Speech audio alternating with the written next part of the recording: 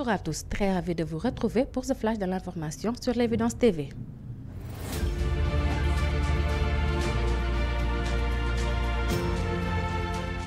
Le président de la République, Bassirou Diomaye Faye, a lancé officiellement la journée consacrée au dialogue national ce mardi 28 mai 2024, une date symbolique inscrite dans le calendrier républicain.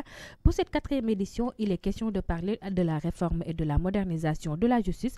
Saluant la présence de différentes franges de la société, le chef de l'État a rappelé l'urgence d'une réforme profonde de la justice. Bassirou Diomaye Faye a insisté sur le caractère inclusif du dialogue. D'après lui, il n'est pas question d'ouvrir un procès.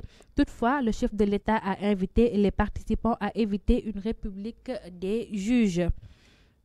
Parlons d'autre chose. L'affaire risque de faire grand bruit après le fils d'Idrissa Seck. Besbi annonce que la fille du maire de Saint-Louis, Mansour Faye, a été arrêtée, mais à la différence d'Abdoulaye Seck, qui a été placé sous mandat de dépôt pour trafic de cocaïne présumé, Aïssatou Faye est libre comme l'air.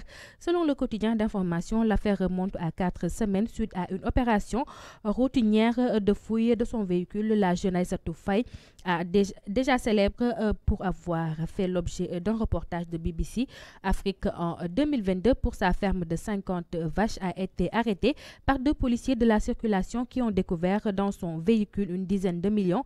Certains parlent même de 25 millions de francs CFA.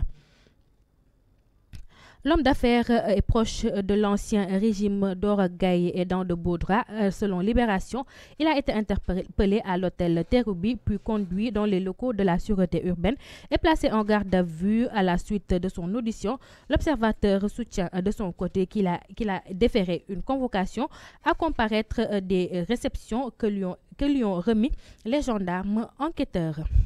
Terminons par l'actualité internationale. Éliminé ce lundi au BK Arena, l'AS Douane ne passera pas la nuit à Kigali. Le groupe rentre suite à la défaite. Le représentant du Sénégal ne fera finalement qu'un court séjour à Kigali avec seulement 2 matchs disputés. Dans cette compétition, les Gabalous ont été renversés par le Petro de Luanda qui a pris sa revanche en les privant d'une deuxième demi-finale d'affilée. C'était tout pour ce flash de l'information. Merci de l'avoir suivi. Je vous retrouve tout de suite pour la version Wolof.